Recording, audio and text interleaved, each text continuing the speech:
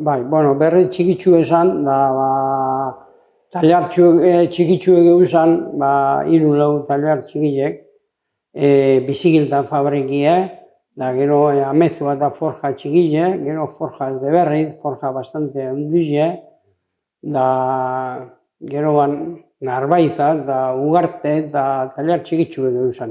Bai.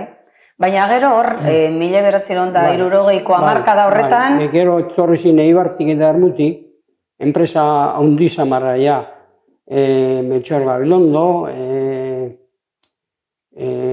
Inder, Aristondo,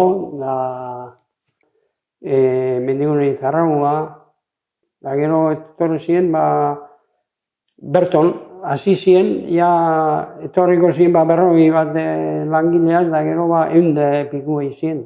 Hasi ziren bertan bere, ez da? Bertan hasi ziren, bai. Zeratako enpresak ziren, hemen sortu zirenak, estanpazinoak eta esan dozu? Bai, estanpazinoe asko, estanpazinoe eta mekanizeue. Bai, mekanizeue eta estanpazinoe zan egizien.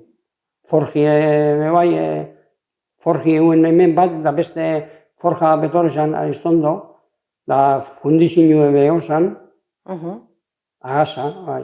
Hori bertoko kooperatiba mon zan, bertoko herriko jentia.